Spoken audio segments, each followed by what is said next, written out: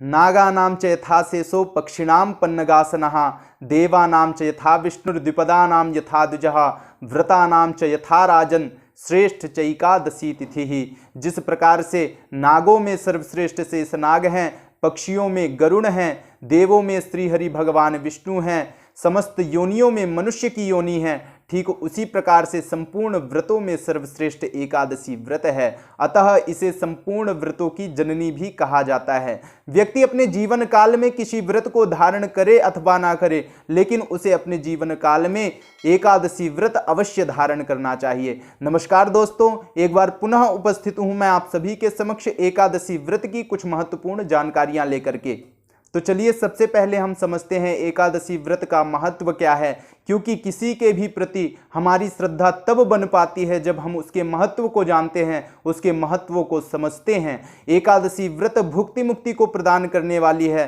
प्रत्येक एकादशी में हमें भगवान से कुछ भी मांगने की आवश्यकता नहीं पड़ती है, बल्कि एकादशी के यथा नाम तथा काम, जिस प्रकार से उनके नाम हैं ठीक उसी के अनुरूप ही हमें अभीष्ट फल की प्राप्ति हो जाती है। यही एकादशी व्रत का महत्व है।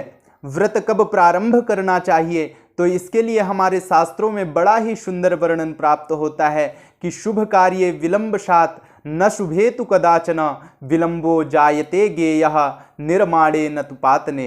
अर्थात किसी वस्तु को बनाने में विलंब लगता है, समय लगता है, लेकिन उसे नष्ट करने में तनिक भी समय नहीं लगता है। अतः शुभस्य शीघ्रम, हमें शुभ कार्य में कभी भी देरी नहीं करनी चाहिए। शुभ कार्यों को जितना जल्द से जल्द हो सके कर लेना चाहिए। और अगर फिर भी आपको लगता है कि हम व्रत कब प्रारंभ करें, तो शुक्ल पक्ष की किसी भी एकादशी से आप व्रत प्रारंभ कर सकते हैं। अब व्रत धारण करने की विधि क्या है, तो इसके लिए पद्म पुराण में कहा गया है, सर्वत्रैकादशी कार्या द्वादशी मिश्रिता नरैः उभयैकादशी स्वल्पा ह्यते चैव त्रयोदशी मध्ये तु द्वादशी पूर्णा त्रिस्पृशासा हरिप्रिया।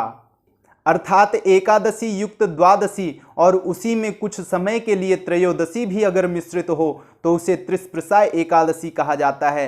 यह एकादशी भगवान श्रीहरि को अत्यंत प्रिय है एवं बहुत ही शुभ फल प्रदान करने वाली है। एकादशी व्रत धारण करने से पहले अर्थात दशमी के दिन से ही हमें ब्रह्मचर्य का पालन करना चाहिए, जमीन पर सोना चाहिए, गलत खान पान इत्यादि से बचना चाहिए, मांस मदिरा इत्यादि का त्याग कर देना चाहिए। फिर एकादशी के दिन प्रातः काल जल्दी उठकर नित्य क्रियाओं से निवृत्त होकर सूर्य को अर्घ्य प्रदान करें, पंचदेव पूजन इत्यादि करें। तत्पश्चात तुलसी माता को दीप दान करें। उसके बाद भगवान श्री हरि विष्णु के समकक्ष बैठ करके संकल्प करें। संकल्प में किस मंत्र का उच्चारण करना है मैं आपके स्क्रीन पर दिखा रहा हूं, ध्यान पूर्वक इसे देखिए एवं हो सके तो इसे कंठस्थ कर लीजिए अथवा कहीं पर लिख लीजिए। अद्य स्थित्वा निराहारः सर्वभोगा विवर्जितः स्वो भोक्षे पुंडरीकाक्ष शरणं मे भवाच्युत।